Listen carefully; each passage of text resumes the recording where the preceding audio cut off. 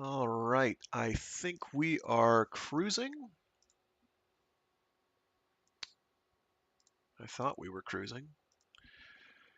I don't know why things keep breaking. It's, trust me, the only person more driven, more borderline psychotic over it is me. If I knew why it was happening, trust me, it would be fixed by now. But it eludes my ability to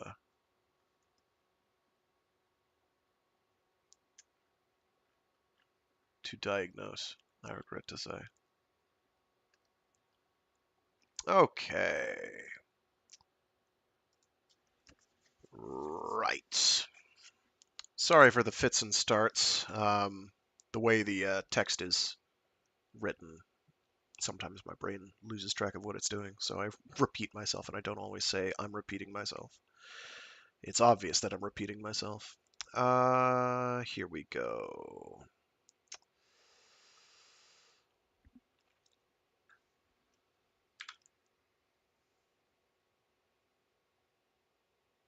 Maria turned away and saw black dots against the sky. Persistence of vision was back in Elysium, in her model of a brain.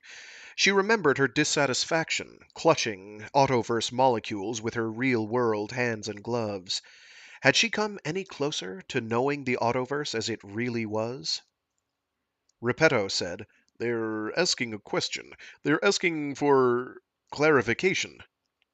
Maria turned back. The Lambertians had broken step with Mouthpiece, and the swarm had rearranged itself into something like an undulating black flying carpet. "They want the rest of the message, the rest of the theory. They want a description of the universe within which the cellular automaton was created." Durham nodded. He looked dazed but happy. "Answer them. Give them the TVC rules." Repetto was surprised. "Are you sure? That wasn't the plan.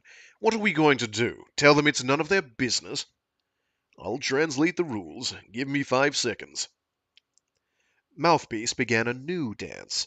The waving carpet dispersed, then began to fall into step. Durham turned to Maria. "This is better than we dared to hope. This way they reinforce us. They won't just stop challenging our version, they'll help to affirm it." Zemansky said, "They haven't accepted it yet. All they've said is that the first part of what we've told them makes no sense alone. They might ask about real-world physics next." Durham closed his eyes, smiling. He said quietly, "Let them ask. We'll explain everything, right back to the Big Bang, if we have to." Repetto said, puzzled, "I don't think it's holding." Durham glanced at the swarm. "Give them a chance. They've barely tried it out." "You're right, but they're already sending back a rebuttal." The swarm's new pattern was strong and simple, a sphere rippling with waves like circles of latitude, running from pole to pole. Repetto said, "The software can't interpret their response. I'm going to ask it to reassess all the old data. There may be a few cases where this dance has been observed before, but too few to be treated as statistically significant."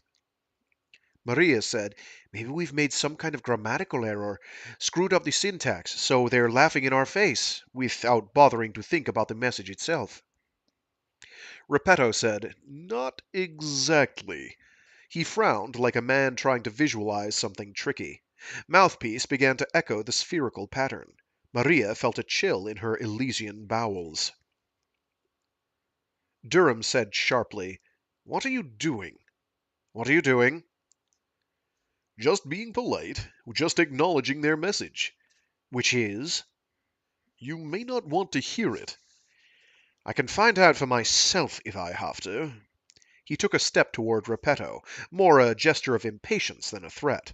A cloud of tiny blue gnat-like creatures flew up from the grass, chirping loudly. Repetto glanced at Zemansky. Something electric passed between them. Maria was confused. They were, unmistakably, lovers. She'd never noticed before. She'd never noticed before. But perhaps the signals had passed through other channels, before, hidden from her. Only now. Repetto said, "Their response is that the TVC rules are false, because the system those rules describe would endure forever. They're rejecting everything we've told them because it leads to what they think is an absurdity. Durham scowled. You're talking absurdities. They've had transfinite mathematics for. They've had transfinite. That's not a hard word, my guy.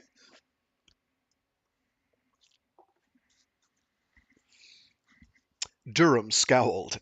You're talking absurdities. They've had transfinite mathematics for thousands of years. As a formality, a tool, an intermediate step in certain calculations. None of their models lead to infinite results. Most teams would never go so far as to try to communicate a model which did. That's why this response is the one we've rarely seen before. Durham was silent for a while. Then he said firmly, We need time to decide how to handle this. We'll go back, study the history of the infinite in Lambertian culture, find a way around the problem, then return. Maria was distracted by something bright pulsing at the edge of her vision. She turned her head, but whatever it was seemed to fly around her as fast as she tracked it. Then she realized it was the window on Elysium. She'd all but banished it from her attention, filling it in like a blind spot. She tried to focus on it, but had difficulty making sense of the image. She centered and enlarged it. The golden towers of Permutation City were flowing past the apartment window. She cried out in astonishment and put her hands up, trying to gesture to the others. The buildings weren't simply moving away, they were softening, melting, deforming. She fell to her knees, torn between a desire to return to her true body, to protect it, and dread at what might happen if she did. She dug one hand into the Lambertian soil. It felt real, solid, trustworthy. Durham grabbed her shoulder. We're going back. Stay calm. It's only a view. We're not part of the city. She nodded and steeled herself, fighting every visceral instinct about the source of the danger, and the direction in which she should flee. The cloned apartment looked as solid as ever, and in any case its demise could not, in itself, harm her. The body she had to defend was invisible, the model running at the far end of Durham's territory. She would be no safer pretending to be on Planet Lambert than she would pretending to be in the cloned apartment. She returned. The four of them stood by the window, speechless, as the city rapidly and silently imploded. Buildings rushed by, abandoning their edges and details, converging on a central point. The outskirts followed, the fields and parks flowing in toward the golden sphere which was all that remained of the thousand towers. Rainforests passed in a viridian blur. Then the scene turned to blackness as the foothills crowded in, burying their viewpoint in a wall of rock. Maria turned to Durham. The people who are in there? They'll all have left, shocked but unarmed. Nobody was in there. Nobody was in there, in the software, any more than we were. He was shaken, but he seemed convinced. And what about the founders with the adjoining territory? I'll warn them. Everyone can come here, everyone can shift. We'll all be safe here. The TVC grid is constantly growing. We can keep moving away while we plan the next step. Zemansky said firmly, The TVC grid is decaying. The only way to be safe is to start again. Pack everything into a new Garden of Eden configuration and launch Elysium again. Repetto said, If that's possible, if that's possible, if the infinite is still possible. Born into a universe without limits, without death, he seemed transfixed by the Lambertian's verdict. A red glow appeared in the distance. It looked like a giant sphere of luminous rubble. As Maria watched, it brightened, then broke apart into a pattern of lights, linked by fine silver threads. A neon labyrinth. A fairground at night, from the air. The colors were wrong, but the shape was unmistakable. It was a software map of the city. The only thing missing was the highway, the data link to the hub. Before Maria could say a word, the pattern continued to rearrange itself. Dazzling pinpricks of light appeared within a seemingly random subset of the process. Oh, processes, plural. Dazzling pinpricks of light appeared within a seemingly random subset of the processes, then moved together, clustering into a tightly linked core. Around them, a dimmer shell formed by the remaining software settled into a symmetrical configuration. The system looked closed, self-contained. They watched it recede in silence.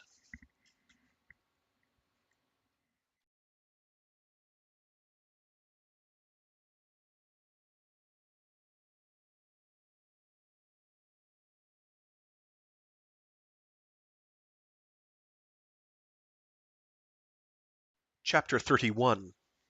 Pier turned and looked behind him. Kate had stopped dead in the middle of the walkway.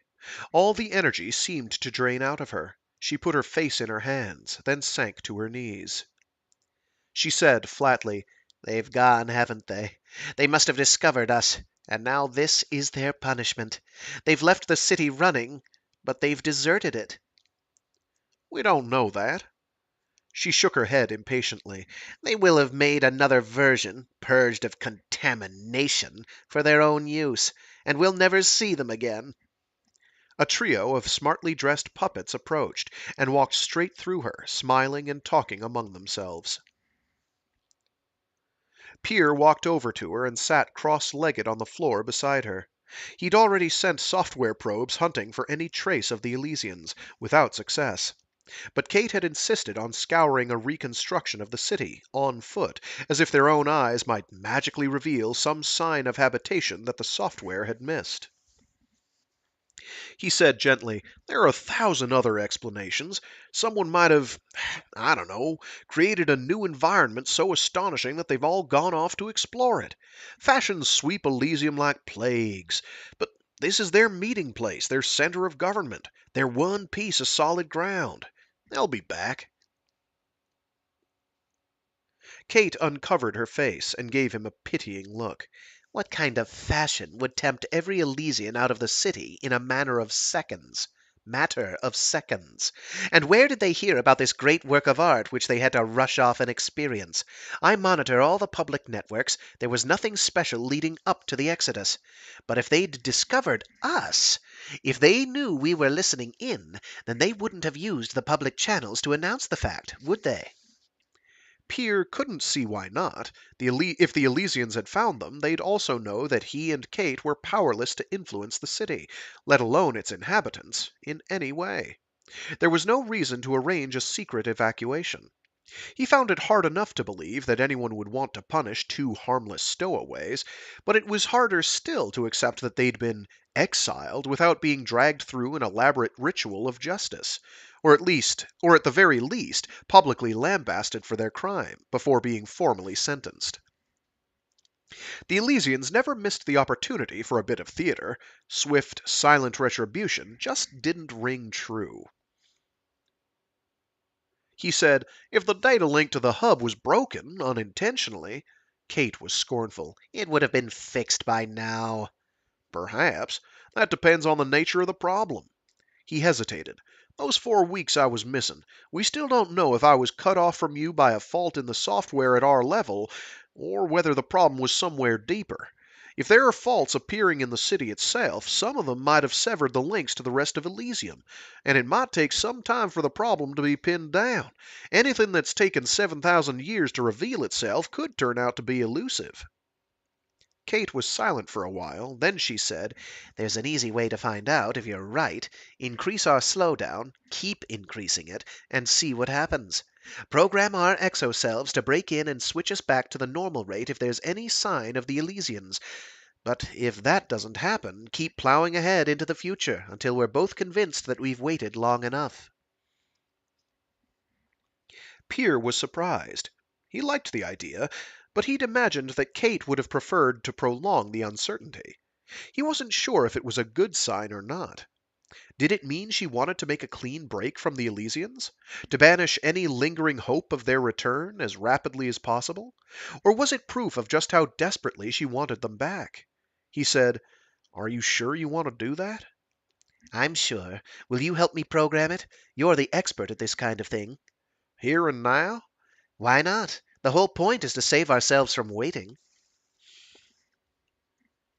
Pier created a control panel in the air in front of them, and together they set up the simple time machine. Kate hit the button. Slow down 100. The puppets using the walkway accelerated into invisible streaks. Slow down 10,000. Night and day chugged by, then flashed, then flickered. Slow down 1,000,000, then merged.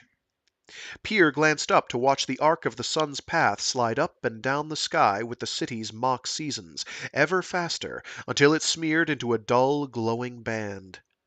Slow down 1,000,000,000. The view was perfectly static now. There were no long-term fake astronomical cycles programmed into the virtual sky. No buildings rose or crumbled.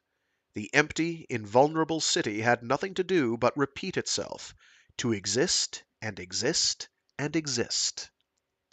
Slow down 1,000,000,000,000.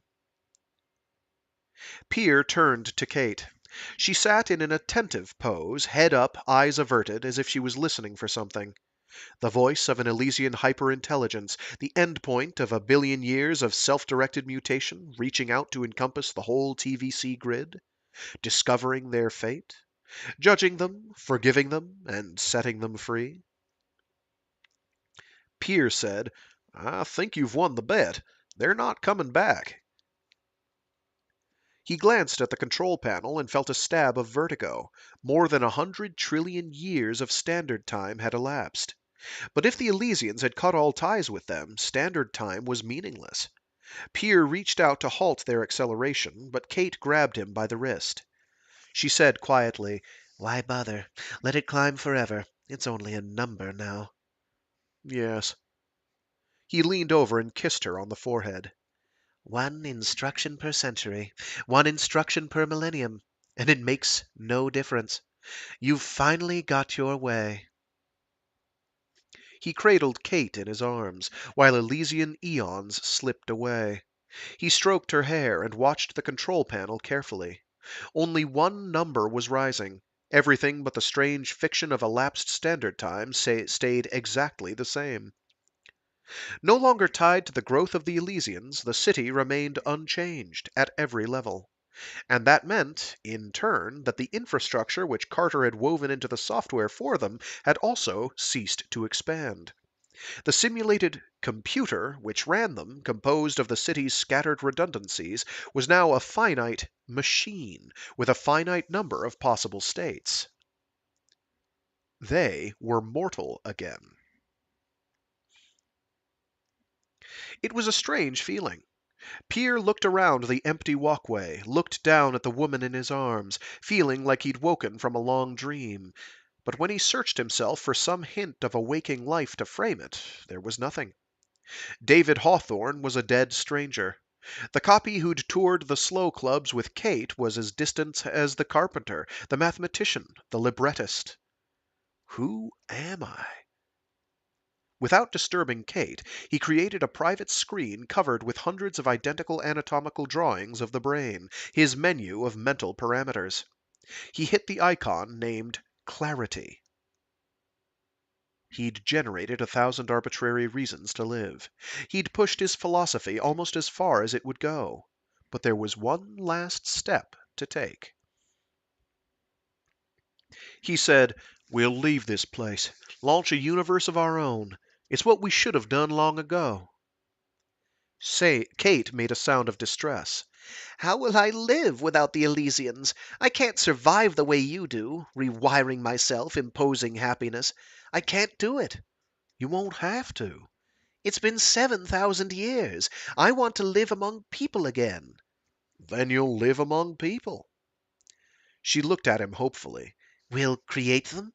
Run the ontogenesis software? Adam and Eve, a new world of our own?" Pier said, "No, I'll become them. 1,000, 1,000,000, whatever you want. I'll become the solipsist nation." Kate pulled away from him. "Become? What does that mean? You don't have to become a nation. You can build it with me, then sit back and watch it grow." Pier shook his head. "What have I become already? An endless series of people, all happy for their own private reasons, linked together by the faintest thread of memory. Why keep them spread out in time? Why go on pretending that there's only one real person enduring through all those arbitrary changes? You remember yourself. You believe you're one person. Why call it a pretense? It's the truth. But I don't believe it anymore. Each person I create is stamped with the illusion of still being this imaginary thing called me. But that's no real part of their identity. It's a distraction, a source of confusion. There's no reason to keep on doing it, or to make these separate people follow each other in time. Let them all live together, meet each other, keep you company. Kate gripped him by the shoulders and looked him in the eye. You can't become the solipsist nation. That's nonsense. It's rhetoric from an old play. All it would mean is dying. The people the software creates when you're gone won't be you in any way. They'll be happy, won't they? From time to time, for their own strange reasons. Yes, but That's all I am now. That's all that defines me. So when they're happy, they'll be me.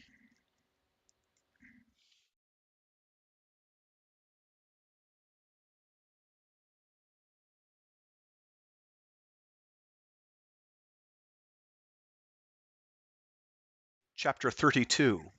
17 down, 1 to go. Durham had rendered himself calm and efficient to deal with the evacuation. Maria, still unmodified, watched sick with relief as he finally packed Irene Shaw, her 700 million offspring, and their 4 planets worth of environments into the bulging Garden of Eden in progress. A compressed snapshot of the entire civilization flowed down the data paths Durham had created to bypass the suspect hub, following a dozen independent routes, verified and re-verified at every step, until it crossed the barrier into the region where the new Elysium was being forged. So far, there'd been no sign that the corruption of the grid was spreading further, but the last town meeting had given Durham just 6 hours of standard time to assemble and launch the new seed. Maria was astonished that they'd appointed him to do the job at all, given that it was his clandestine visit to Planet Lambert which had catalyzed the whole disaster, and they'd left, non-conscious, watchdog software running to monitor his actions and take over the task if he failed. But he was still the man who'd built and launched Elysium, and apparently they trusted him above anyone else to rescue them from their disintegrating universe, just as he'd rescued the founders from the legendary deteriorating Earth. 2 of the 3 hermits among the founders, Irene Shaw and Pedro Callis, had responded to the emergency signals sent into their pyramids from the hub. Despite their millennia of silence, they hadn't sealed their worlds off completely from information from the rest of Elysium. Thomas Riemann, apparently, had. Maria checked the clock on the interface window. They had 14 minutes left. Durham had set a program running, hours before, to try to break into Riemann's pyramid.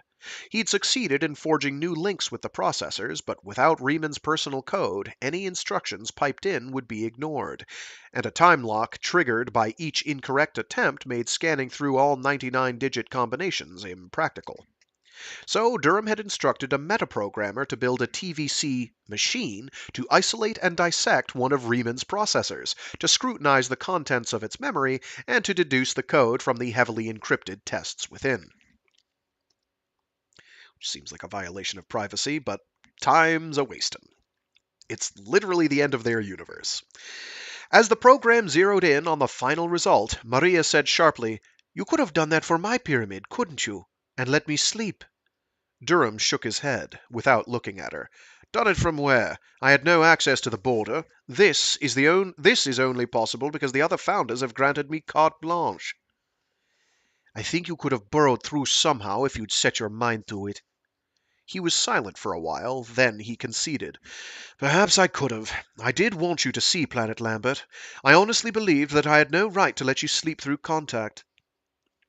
She hunted for a suitably bitter reply, then gave up and said wearily, "You had no right to wake me, but I'm glad I saw the Lambertians." The code-breaking program said, "In. I'm in." It just says in, but I decided to jazz it up against better judgment. I've cracked the code. There was no time for decorum, for explaining the crisis and justifying the evacuation. Durham issued a sequence of commands to freeze all the software running in the pyramid, analyze it, extract all the essential data, and bundle it into the new Garden of Eden. Riemann and his children need never know the difference. The software had other ideas. It acknowledged the access code, but refused to halt. Maria turned aside and retched dryly. How many people were in there? Thousands? Millions? There was no way of knowing. What would happen if the changes in the grid engulfed them? Would the worlds they inhabited implode and vanish, like the inanimate city? When she could bring herself to look again, Durham had calmly changed tack. He said, "I'm trying to break the lock on communication, see if I can get in on any level and at least talk to someone. Maybe from the inside they'll have more control. We can't halt their software and download it en masse, but maybe they can do that themselves." "You have 11 minutes." "I know." He hesitated. "If I have to, I can stick around and launch these people separately. I don't imagine they care whether or not they're in the same universe as the rest of the Elysians." "Stick around? You mean clone yourself and launch one version with the rest of us?" "No. Zemansky's organized 100 people to verify the launch from within. I don't have to be there." Maria was horrified. "But why leave yourself out? Why risk it?" He turned to her and said placidly, "I'm not splitting myself. Not again. I had enough of that on 24 Earths. I want one life, one history, one explanation, even if it has to come to an end." The program he'd been running beeped triumphantly and flashed up a message. "There's a data port for granting physical interaction with one environment, and it seems to be intact." Maria said, "Send in a few thousand robots, sweep the place for signs of life." Durham was already trying it. He frowned. "No luck. But I wonder if—" He created a doorway a few meters to his right. It seemed to lead into a lavishly decorated corridor. Maria said queasily, "You have 7 minutes. The port's not working. If a robot can't materialize—" Durham stood and walked through the doorway, then broke into a run. Maria stared after him. But there was no special danger in there, no extra risk. The software running their models was equally safe wherever they pretended their bodies to be. She caught up with Durham just as he reached an ornate curved state. There's a line break there. It should not have thrown me, but it did. She caught up with Durham just as he reached an ornate curved staircase. They were upstairs in what seemed to be a large 2-story house. He clapped her on the shoulder. "Thank you. Try downstairs. I'll keep going up here." Maria wished she'd disabled all her human metabolic constraints, but she was too agitated now to try to work out how to make the changes, too awash with adrenaline to do anything but run down corridors bellowing, "Is there anyone home?" At the end of one passage, she burst through a door and found herself out in the garden. She looked about in despair. The grounds were enormous and apparently deserted. She stood catching her breath, listening for signs of life. She could hear bird song in the distance, nothing else. Then she spotted a white shape in the grass, near a flower bed full of tulips. She yelled, "Down here!" and hurried toward it. It was a young man, stark naked, stretched out on the lawn with his head cradled in his hands. She heard breaking glass behind her, and then a heavy thud on the ground. She turned to see Durham pick himself up and limp toward her. She knelt by the stranger and tried to wake him, slapping his cheeks.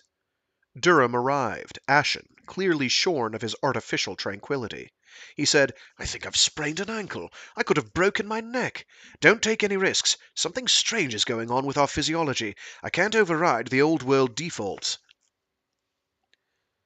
Maria seized the man by the shoulders and shook him hard, to no effect. "This is hopeless." Durham pulled her away. "I'll wake him. You go back." Maria tried to summon up a mind's eye control panel to spirit her away. Nothing happened. "I can't connect with my exoself. I can't get through." "Use the doorway then. Run!" She hesitated, but she had no intention of following Durham into martyrdom. She turned and sprinted back into the house. She took the stairs 2 at a time, trying to keep her mind blank, then raced down the corridor. The doorway into the evacuation control room was still there, or at least still visible. As she ran toward it, she could see herself colliding with an invisible barrier, but when she reached the frame, she passed straight through. The clock on the interface window showed 20 seconds to launch. When she'd insisted on hanging around, Durham had made her set up a program which would pack her into the new Garden of Eden in an instant.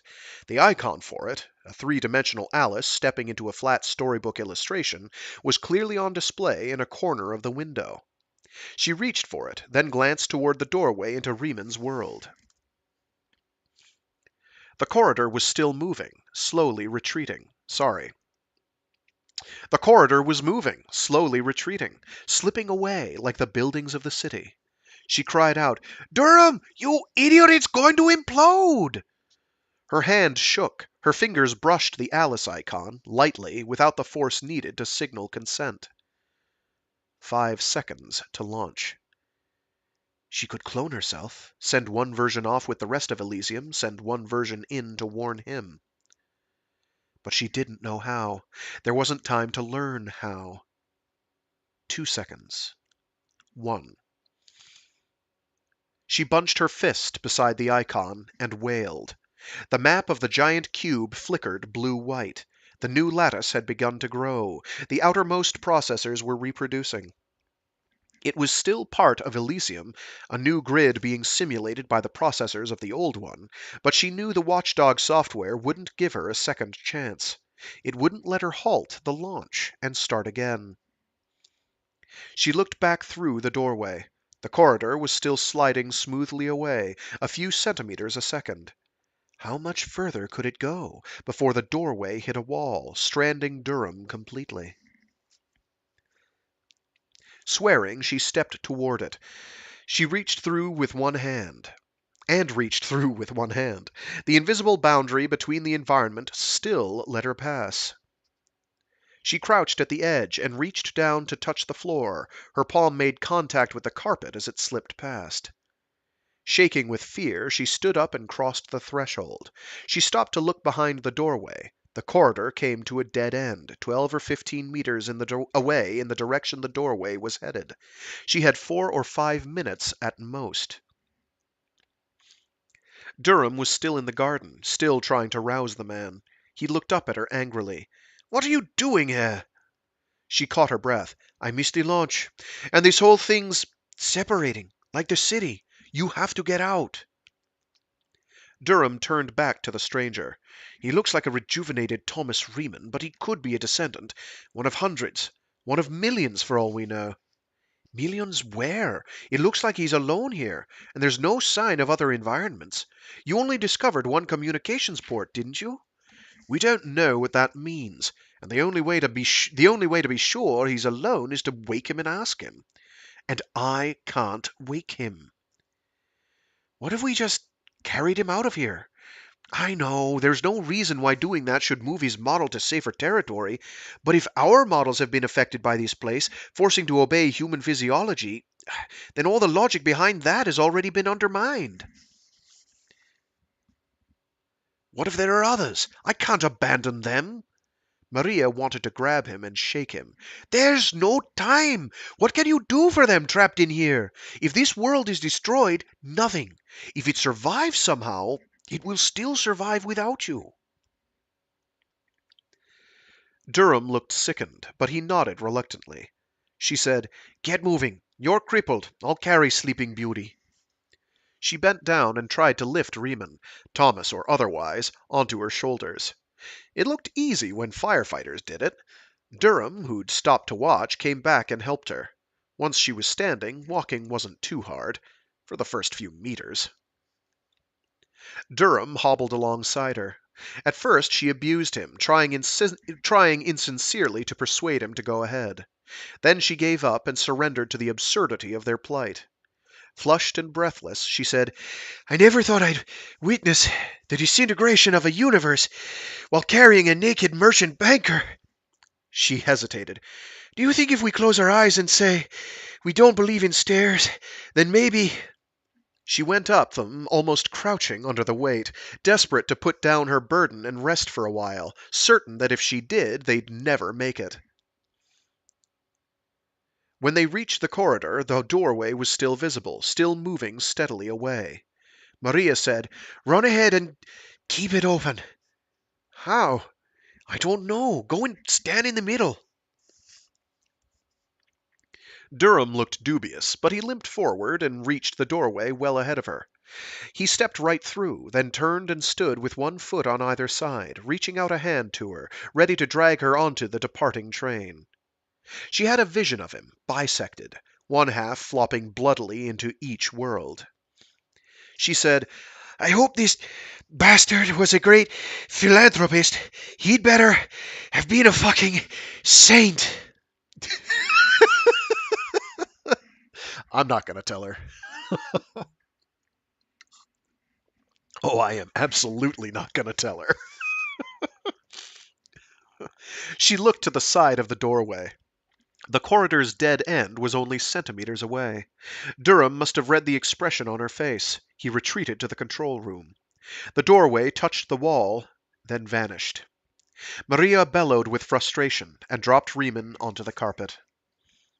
She ran to the wall and pounded on it, then sank to her knees. She was going to die here, inside a stranger's imploding fantasy. She pressed her face against the cool paintwork. There was another Maria back in the old world, and whatever else happened, at least she'd saved Francesca. If this insane dream ended, it ended. Someone put a hand on her shoulder. She twisted around in shock, pulling a muscle in her neck. It was Durham. "This way. We have to go around. Hurry!" He picked up Riemann, he must have repaired his ankle in Elysium, and no doubt strengthened himself as well, and led Maria a short way back down the corridor, through a vast library, and into a storage room at the end. The doorway was there, a few meters from the far wall. Durham tried to walk through, holding Riemann head first. Riemann's head disappeared as it crossed the plane of the doorway. Durham cried out in shock and stepped back. The decapitation was reversed. Maria caught up with them as Durham turned around and tried backing through the doorway, dragging Riemann after him. Again, the portion of Riemann's body which passed through seemed to vanish, and as his armpits, where Durham was supporting them, disappeared, the rest of him crashed to the floor. Maria ducked behind the doorway, and saw Riemann, whole, lying across the threshold. They couldn't save him. This world had let them come and go, on its own terms, but to Riemann himself, the exit they'd created was nothing, an empty frame of wood. She went back and stepped over him, into Elysium. As the doorway retreated, Riemann's shoulders came into view again. Durham, sobbing with frustration, reached through and dragged the sleeping man along for a meter, and then his invisible head must have struck the invisible wall, for he could be moved no further. Durham withdrew into Elysium, just as the doorway became opaque. A second later they saw the outside wall of the house. The implosion, or separation, accelerated as the doorway flew through the air above the grounds, and then the whole scene was encircled by darkness, like a model in a glass paperweight, floating off into deep space. Maria watched the bubble of light recede, the shapes within melting and reforming into something new, too far away to decipher. Was Riemann dead now, or just beyond their reach? She said, "I don't understand, but whatever the Lambertians are doing to us, it's not just random corruption. It's not just destroying the TVC rules. That world was holding together, as if its own logic had taken precedence over Elysium's, as if it no longer needed us." Durham said flatly, "I don't believe that." He crouched beside the doorway, weighed down by defeat. Maria touched his shoulder. He shrugged free. He said, You'd better hurry up and launch yourself. The other Elysians will have been removed from the seed, but everything else, all the infrastructure, should still be there. Use it. Alone? Make children if you want to. It's easy. The utility programs are all in the central library. And then what? You'll do the same? No. He looked up at her and said grimly, I've had enough. 25 lives. I thought I'd finally discovered solid ground, but now it's all crumbling into illusions and contradictions. I'll kill myself before the whole thing falls apart. Die on my own terms, leaving nothing to be explained in another permutation. Maria didn't know how to respond. She walked over to the interface window to take stock of whatever was still functioning. After a while, she said, The autoverse spy software has stopped working, and the entire hub has gone dead. But there's some last-minute summary data in the copy of the central library you made for the seed. She hunted through Repetto's analysis and translation systems. Durham came and stood beside her. He pointed out a highlighted icon, a stylized image of a swarm of Lambertians. He said, Activate that. They read the analysis together. A team of Lambertians had found a set of field equations, nothing to do with the autoverse cellular automaton, with 32 stable solutions, one for each of their atoms. And at high enough temperatures, the same equations predicted the spontaneous generation of matter, in exactly the right proportions to explain the primordial cloud. The dance had been judged successful. The theory was gaining ground. Maria was torn between resentment and pride. Very clever, but how will they ever explain 4 humanoid robots abandoned in a meadow? Durham seemed bleakly amused. They arrived in a spaceship, didn't they? Aliens must have sent them as emissaries. There must be other stars out there, concealed behind a suitable dust cloud. Why should aliens try to tell the Lambertians about the TVC cellular automaton? Maybe they believed in it. Maybe they discovered the autoverse rules, but since they still couldn't explain the origin of the elements, they decided to embed the whole thing in a larger system, another cellular automaton, complete with immortal beings to create the universe, to create the autoverse, primordial cloud and all. But the Lambertians will put them straight. There's no need for such a convoluted hypothesis. And now the autoverse is sloughing us off like dead skin. Maria gazed at the Lambertian field equations. They were far more complex than the autoverse rules, but they had a strange elegance all their own. She could never have invented them herself, she was sure of that. She said, It's not just a matter of the Lambertians out-explaining us. The whole idea of a creator tears itself apart. A universe with conscious beings either finds itself in the dust, or it doesn't. It either makes sense of itself on its own terms as a self-contained whole, or not at all. There never can and never will be gods. She displayed a map of Elysium. The dark stain marking processors which had ceased responding had spread out from the 6 public pyramids and swallowed most of the territories of Riemann, Callis, Shaw, Sanderson, Repetto, and Tsukamoto. She zoomed in on the edges of the darkness. It was still growing. She turned to Durham and pleaded, Come with me. No. What is there left for me to do? Descend into paranoia again? Wake up wondering if I'm really nothing but a discredited myth of Planet Lambert's humanoid alien visitors? Maria said angrily, You can keep me company. Keep me sane. After all you've done to me, you owe me that much. Durham was unmoved. You don't need me for that. You'll find better ways. She turned back to the map, her mind going blank with panic for a moment. Then she gestured at the growing world. The TVC rules are dissolving, the Lambertians are destroying Elysium, but what's controlling that process? There must be deeper rules governing the clash of theories, deciding which explanations hold fast and which dissolve. We can hunt for those rules. We can try to make sense of what went on here. Durham said sardonically, Onward and upward, in search of higher order. Maria was close to despair. He was her one link to the old world. Without him, her memories would lose all meaning. Please, we can argue this out in the New Elysium, but there's no time now. He shook his head sadly. Maria, I'm sorry, but I can't follow you. I'm 7,000 years old. Everything I've struggled to build is in ruins. All my certainties have evaporated. Do you know how that feels?" Maria met his eyes and tried to understand, tried to gauge the depth of his weariness.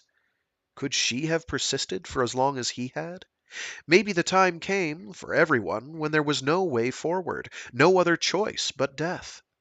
Maybe the Lambertians were right. Maybe infinity was meaningless, and immortality was a mirage no human should aspire to. No human. Maria turned on him angrily. "Do I know how it feels? However you want it to feel. Isn't that what you always told me? You have the power to choose exactly who you are. The old human shackles are gone. If you don't want the weight of your past to crush you, then don't let it. If you really want to die, I can't stop you. But don't tell me that you have no choice." For a moment Durham looked stricken, as if all she'd done was compound his despair. But then something in her tirade seemed to break through to him. He said gently, "You really do need someone, don't you, who knows the old world?" "Yes."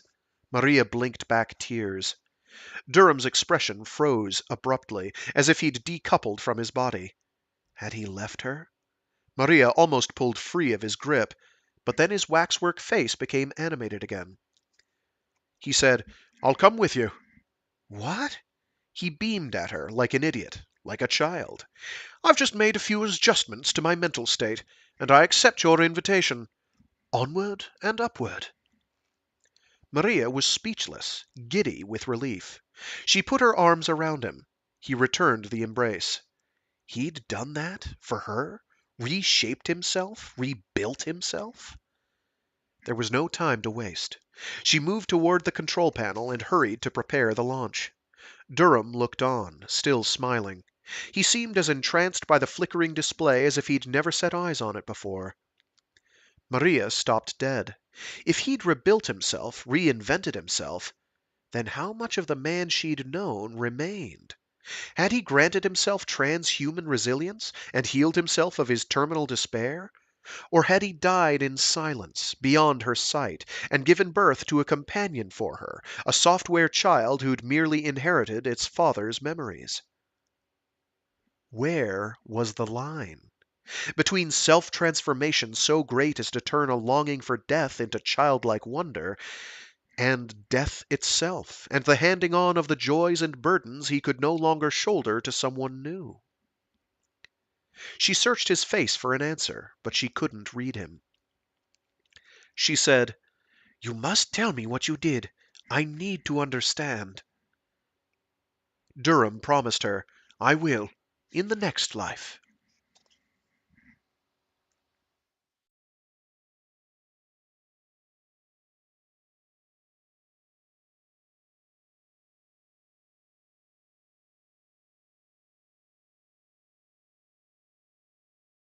Epilogue. Remit not paucity. November 2052. Maria left 3 wreaths propped against the illusion mural at the end of the cul-de-sac. It was not the anniversary of any death, but she placed flowers there but whenever the mood took her. She had no graves to decorate. Both her parents had been cremated. Oh, sorry, there's a semicolon there. She had no graves to decorate. Both her parents had been cremated. Paul Durham, too. She backed away from the wall slowly and watched the crudely painted garden, with its Corinthian columns and its olive groves, almost come to life. As she reached the point where the perspective of the imaginary avenue merged with that of the road, someone called out, "Maria?" She spun around. It was Stephen Chew, another member of the volunteer work team, with pneumatic jackhammer in tow on a small trolley.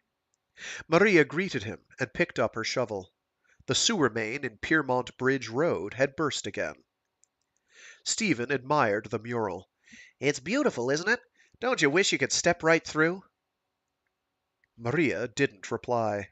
They set off down the road together in silence. After a moment, her eyes began to water from the stench.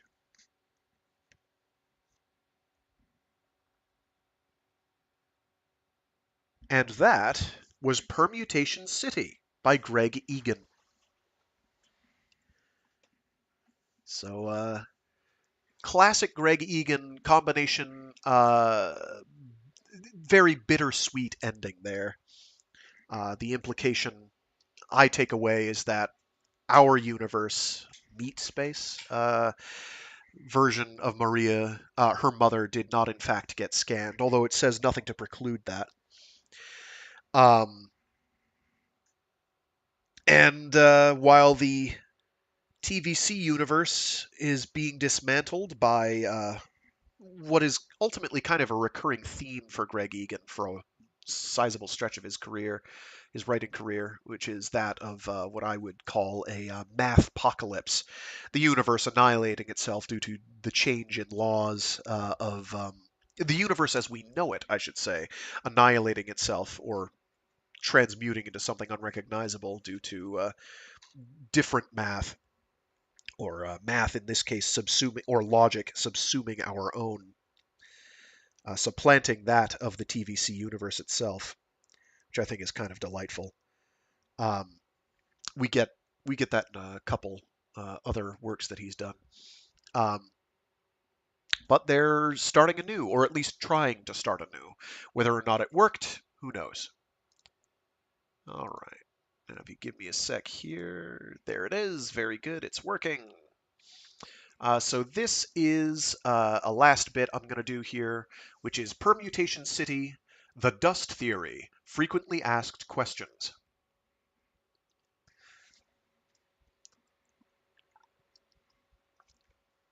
Spoiler warning. This frequently asked questions page contains spoilers for my novel Permutation City, and probably won't make a lot of sense to anyone who hasn't read the book. If you haven't read it, and have any intention of doing so, you will probably enjoy it more if you delay reading this FAQ until you have read the book itself. Why an FAQ? Since Permutation City was published in 1994, many readers have raised the same issues with me again and again. Although I have replied to these questions in discussion group posts, interviews, and individual email responses, I thought I'd finally put my thoughts on this all in one place. So, almost 13 years later, here is a kind of self-interview on the most contentious aspects of the book. Question 1. In the novel, Paul Durham runs a copy of himself out of temporal order, skipping its mental state forward in time by 10 seconds, and then computing the intervening states backwards. Surely leaping over 10 seconds of time without computing the intervening states would be impossible. Answer 1. Answer to question 1. Yes, it would almost certainly be impossible to compute the state of a complex computer model of a human brain and body at time t equals 10 from its state at time t equals 0 without computing thousands of intermediate states. So why did I include these scenes? Because this seemed like the simplest way to dramatize the notion that the arrangement of the successive states of the copy in time or space should not affect its subjective experience. A version of these computations that would have been possible would be to declare that the ordinary way of representing each state of the copy was canonical, in quotes, and then to find the t equals 10 state from the t equals 0 state by computing all the intermediate states in some non-canonical form. Excuse me. To give a trivial example, instead of storing and manipulating all the relevant quantities as binary floating point numbers, they could be encoded in a variety of different schemes. Moving beyond that, the way in which the representation of the data reflected the three-dimensional layout of the physical objects being modeled could be obfuscated in various ways. Now, it can be argued that it obviously makes no difference to the copy whether the representation of each of its states was the simplest, most transparent data structure possible, or whether the representation was so complex and obscure that an uninformed observer would never have made sense of it in a million years. Then again, if this is so obvious, there's no need to do the experiments at all. See question 2 below. In the end, the reason I glossed over the difficulty of computing the jump in time was simply that the basic concept was already complicated enough, and I think too many readers would have given up on the whole idea if I'd added further complications at this point. After I posted this FAQ, Jack Boyce emailed me to point out an algorithm called hash life, which sometimes makes it possible to skip over very large numbers of time steps in the evolution of John Conway's famous game of life cellular automaton. This is a very interesting algorithm, but I don't think there's much chance that the same thing could be done efficiently for something like a simulation of the human body. Life is known to be Turing complete. That is, you can mimic any computation at all with some configuration of life. But that in itself is not enough to make skipping steps in a copy possible, because hash life does not provide a uniform speedup, and those configurations of life that perform complex computations are unlikely to get any benefit.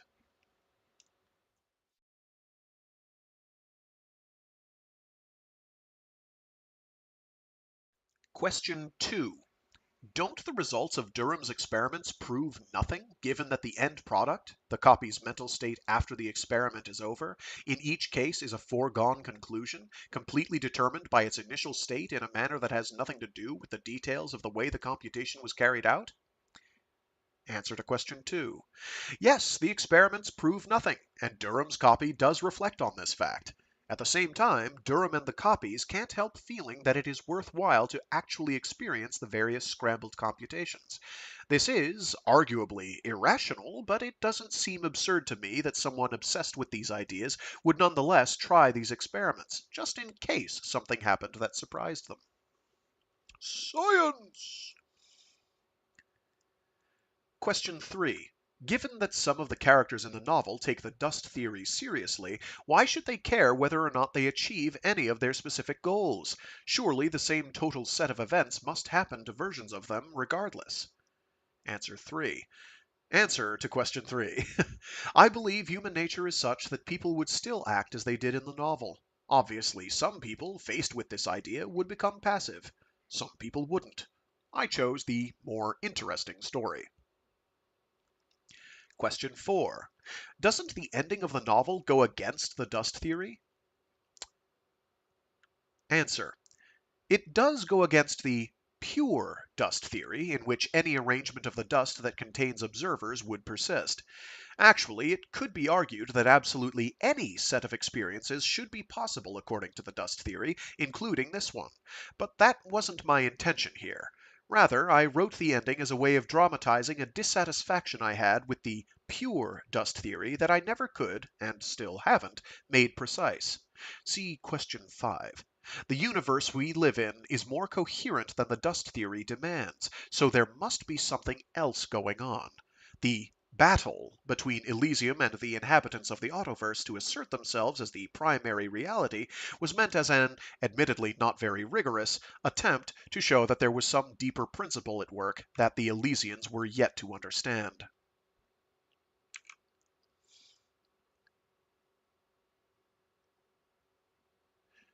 Question 6. Question 5. How seriously do you take the dust theory yourself? Answer to question 5.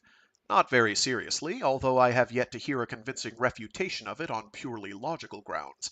For example, some people have suggested that a sequence of states could only experience consciousness if there was a genuine causal relationship between them. The whole point of the dust theory, though, is that there is nothing more to causality than the correlations between states. However, I think the universe we live in provides strong empirical evidence against the pure dust theory because it is far too orderly and obeys far simpler and more homogeneous physical laws than it would need to, merely in order to contain observers with an enduring sense of their own existence. If every arrangement of the dust that contained such observers was realized, there would be billions of times more arrangements in which the observers surrounded by Oh, sorry, I missed a word there. That's why it sounded like gobbledygook. If every above and beyond the fact that the theory seems very close to nonsense. If every arrangement of the dust that contained such observers was realized, then there would be billions of times more arrangements in which the observers were surrounded by chaotic events than arrangements in which there were uniform physical laws. Question 6. What do you regret most about Permutation City? Answer. Something quite separate from the issues with the dust theory mentioned above, although these are all valid points. What I regret most is my uncritical treatment of the idea of allowing intelligent life to evolve in the autoverse. Sure, this is a common science fictional idea, but when I thought about it properly, some years after the book was published, I realized that anyone who actually did this would have to be utterly morally bankrupt. To get from microorganisms to intelligent life this way would involve an immense amount of suffering, with billions of sentient creatures living, struggling, and dying along the way. Yes, this happened to our own ancestors, but that doesn't give us the right to inflict the same kind of suffering on anyone else. This is potentially an important issue in the real world. It might not be long before people are seriously trying to evolve artificial intelligence in their computers. Now, it's one thing to use genetic algorithms to come up with various specialized programs that perform simple tasks, but to breed, assess, and kill millions of sentient programs would be an abomination. If the first AI was created that way, it would have every right to despise its creators. Hear, hear. Addendum, 19 December 2009. My thanks to the mathematician Yair Glasner, who emailed me to point out a problem with Paul Durham's idea that he could prove himself sane by starting the TVC cellular automaton in a Garden of Eden configuration, a state of cellular automaton that could not arise under its rules from any prior state. Durham argued that if he found himself in a TVC automaton whose history he could trace back to a Garden of Eden configuration, then that would be the only possible history that could be found in the dust that accounted for his experience, as opposed to his experiments when he seemed to be a copy. But after being shut down, woke to find other explanations of what he'd been through.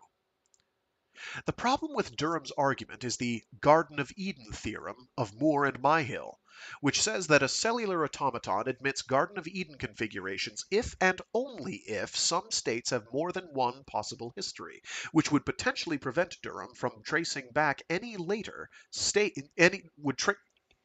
frickadoodle, which would potentially prevent Durham from tracing back any later state unequivocally to a Garden of Eden configuration.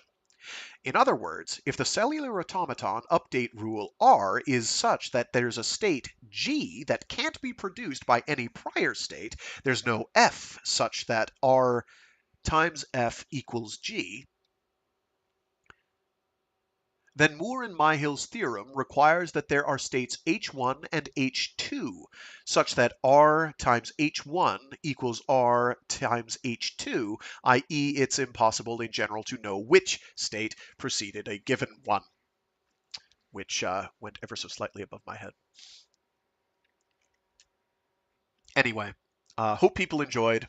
This has been Permutation City, classical era Gregg Egan brand wildness and weirdness.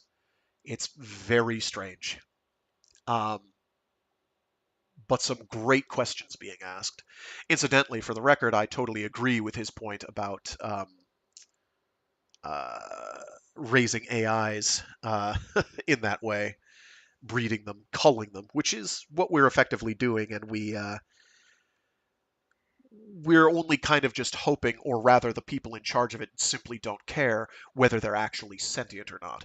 If they were actual sentient thinking beings of their own individuality, then yeah, uh, Google, Facebook, and Nvidia have been aiding and abetting catastrophic levels of personhood murder. Um, I don't think they're that advanced, so I don't think we're quite there yet, but the thought should always be on people's minds. Anyway, without further ado, I'm going to leave you all to it. Let's see. Yes, we still have Friday left. I am unbound in space and time right now. So we will be reading more of The Dark Forest by Shijin Liu. things are moving along there. Actually, we get our first major time skip. And I get to use one of my last covers that aren't terrifically spoilerific, which is nice. After that, things get complicated, and I'm going to have to either reuse covers, which I've already almost done, or just be like, well, hopefully people won't get it. Those who've read it before will know. Those who haven't won't.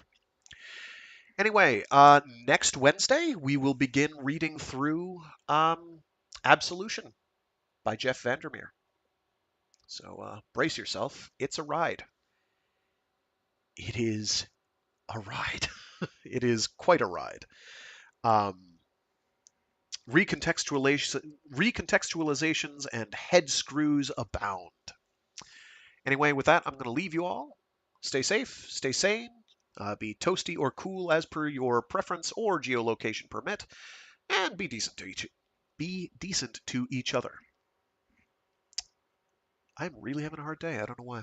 Every time that my sinuses be clogged, it's weird. It affects my brain. Anyway,